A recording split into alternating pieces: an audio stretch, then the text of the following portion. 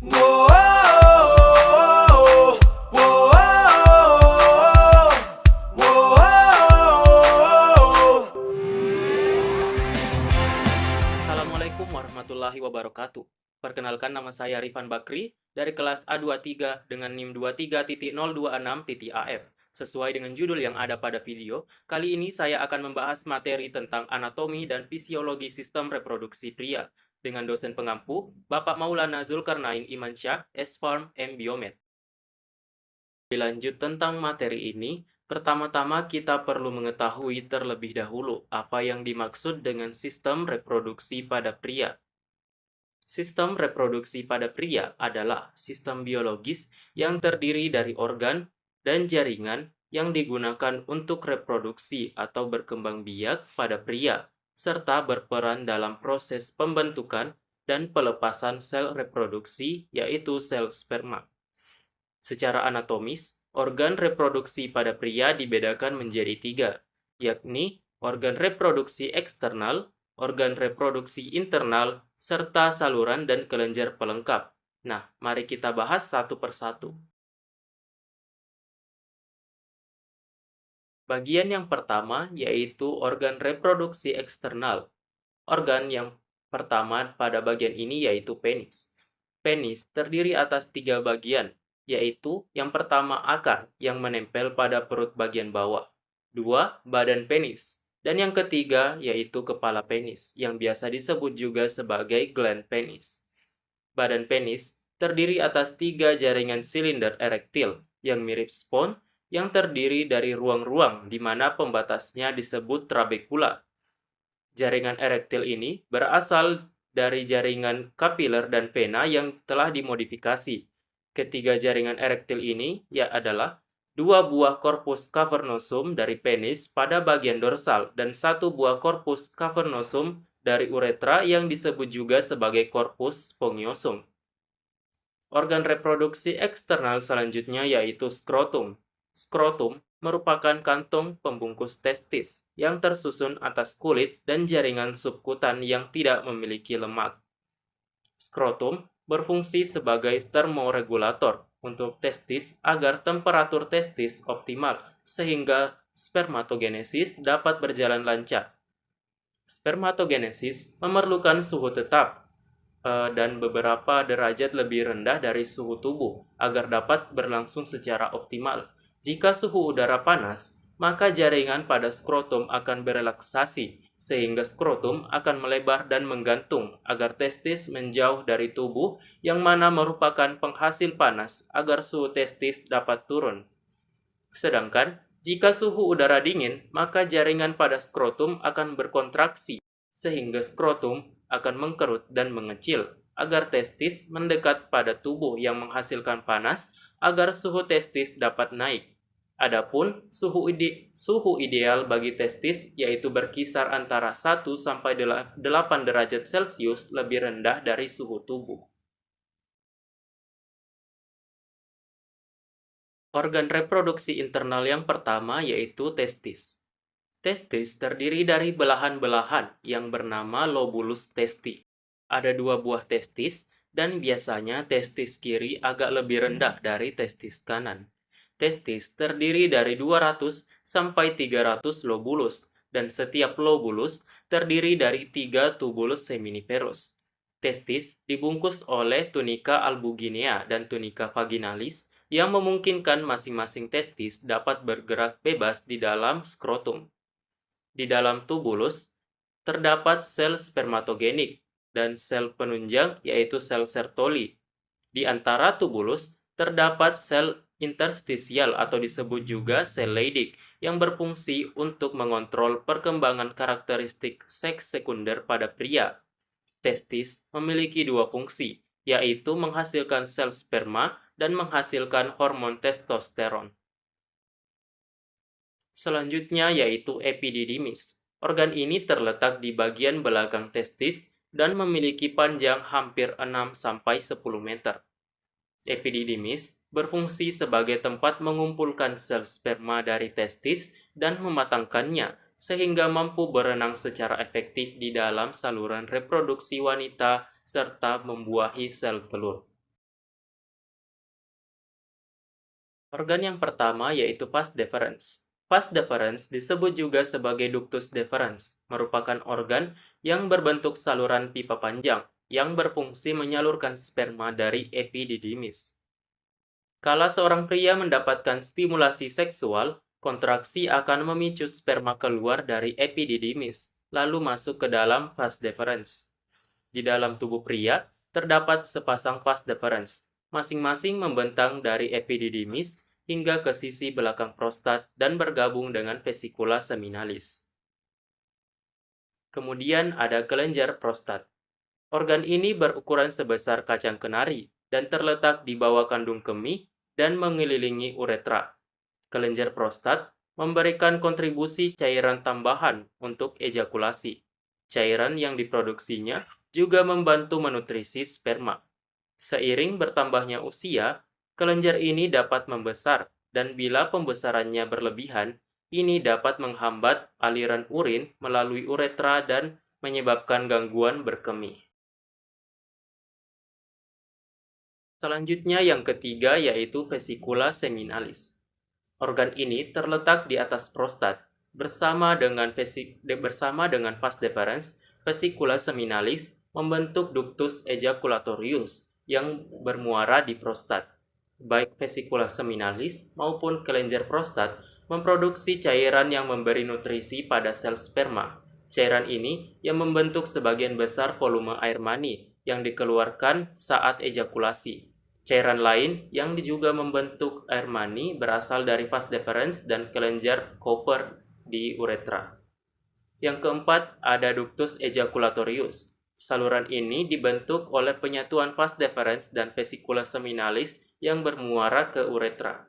Berikutnya terdapat pula yang namanya kelenjar Cooper atau disebut juga kelenjar bulbouretral.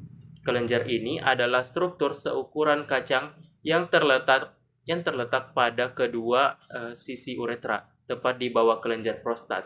Kelenjar ini menghasilkan cairan bening dan licin, serta bermuara langsung ke uretra. Cairannya berfungsi sebagai pelumas dan menetralkan keasaman dari sisa urin di uretra. Kemudian yang terakhir ada uretra. Saluran ini memiliki dua fungsi ganda pada pria, yakni sebagai saluran kemih untuk membuang urin serta bagian dari sistem reproduksi melalui ejakulasi air mani. Proses terjadinya spermatogenesis. Spermatogenesis merupakan proses pembentukan spermatozoa atau akrab disebut sebagai sel sperma. Spermatogenesis hanya terjadi pada pria, sebab proses ini hanya terjadi pada testis, tepatnya di dalam tubulus seminiferus. Dalam prosesnya, spermatogenesis terjadi dalam 3 tahap, yaitu sebagai berikut. Yang pertama yaitu tahap proliferasi atau tahap spermatositogenesis. Pada awalnya, sel-sel spermatogonium yang ada pada tubulus seminiferus akan mengalami pembelahan mitosis sebanyak 2 kali dan menghasilkan 4 sel spermatogonia A.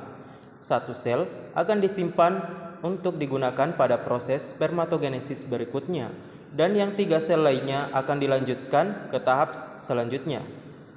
3 sel spermatogonia A tadi akan mengalami pembelahan lagi sehingga terbentuk 6 sel spermatogonia intermediate, dan masing-masing spermatogonia intermediate akan membelah dan menghasilkan 12 spermatogonia B. Selanjutnya, sel spermatogonia B akan membelah lagi secara mitosis dan membentuk spermatosit primer. Tahap yang kedua yaitu tahap meiosis. Pada tahap ini, sel spermatosit primer yang telah terbentuk sebelumnya akan mengalami pembelahan meiosis 1 dan menempuh fase leptoten, zigoten, pakiten, diploten, dan diakinesis dari fase profase, lalu ke metafase, anafase, dan telofase, sehingga dihasilkan spermatosit sekunder. Sel spermatosit sekunder yang ada kemudian akan mengalami pembelahan meiosis 2, lalu menjadi sel spermatid. Sel-sel spermatid ini dapat kita jumpai pada potongan-potongan tubulus seminiferus. Kemudian tahap yang terakhir yaitu tahap spermiogenesis. Pada tahap ini, sel-sel spermatid yang telah terbentuk tadi akan mengalami rangkaian perubahan sebanyak 4 fase, yakni fase Golgi, fase tudung atau cup, fase akrosom, serta fase pematangan. Hasil akhir dari rangkaian proses tersebut akan menghasilkan spermatozoa, yang biasa juga kita sebut sebagai sel sperma.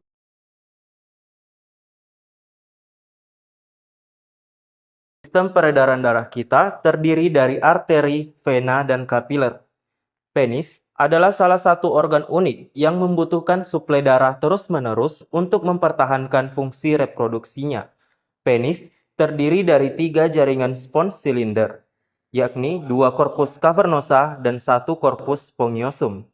Selama keadaan lembek, aliran darah ke penis rendah dan masukan darah terlalu sedikit karena kontraksi serat otot polos trabekular.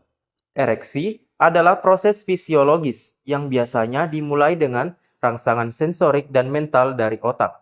Impuls dari otak menyebabkan otot-otot korpus cavernosa menjadi rileks. Saraf parasimpatis kemudian akan melemaskan otot polos pembuluh darah dengan melepaskan sejumlah oksida nitrat yang menyebabkan vasodilatasi. Akibatnya, aliran darah akan meningkat dan menciptakan tekanan di korpus cavernosa. Penis kemudian akan mengembang dan sebagai hasilnya ukuran penis meningkat.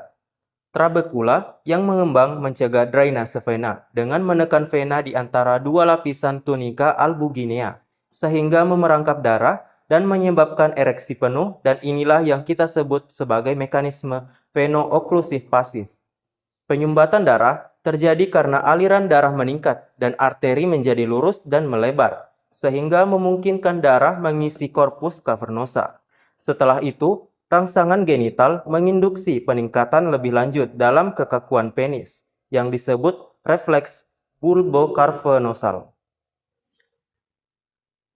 Akhirnya, setelah ejakulasi, saraf simpatis akan bertanggung jawab untuk mengontraksikan otot polos trabekular lagi. Akibatnya, aliran darah arteri penis berkurang sehingga terjadi drainase vena yang mengarah ke pengeluaran darah secara progresif dari trabekula, sehingga dalam beberapa saat penis akan kembali ke kondisi semula. Selanjutnya kita akan membahas tentang faktor kemandulan pada pria. Pria dikatakan mandul jika ia tidak bisa menghasilkan sperma atau sperma yang dihasilkannya berkualitas buruk, sehingga tidak mampu membuahi sel telur dari perempuan.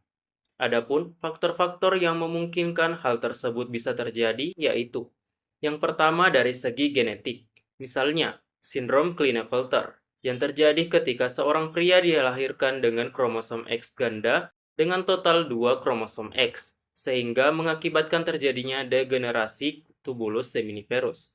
Yang kedua, faktor hormon.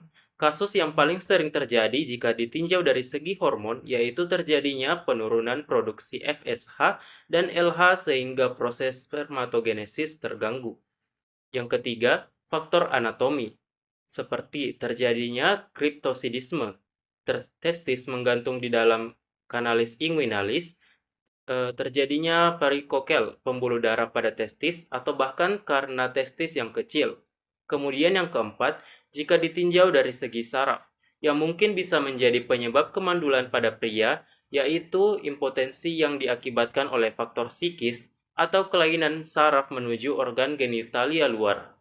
Yang kelima yaitu faktor penyakit. Adapun beberapa jenis penyakit pada organ reproduksi pria yang memungkinkan terjadinya kemandulan yaitu seperti orchis, prostatitis, epididymitis, infeksi gonorea, serta sifilis. Kemudian yang terakhir yaitu faktor kebiasaan yang berlebihan, misalnya perokok berat, konsumsi alkohol berlebih, serta seringnya melakukan pekerjaan yang dekat dengan sumber panas atau sumber radiasi. Nah, itulah tadi pembahasan kita mengenai materi anatomi dan fisiologi sistem reproduksi pada pria, yang mencakup organ reproduksi eksternal, organ reproduksi internal, serta saluran dan kelenjar pelengkap. Kita juga sudah membahas bagaimana mekanisme terjadinya ereksi dan ejakulasi pada pria, serta bagaimana proses terjadinya spermatogenesis. Kita juga sudah membahas tentang faktor-faktor yang memungkinkan terjadinya kemandulan pada pria. Semoga mudah dipahami, dan jika masih belum paham bisa ditanyakan di kolom komentar. Saya pamit. Wassalamualaikum warahmatullahi wabarakatuh.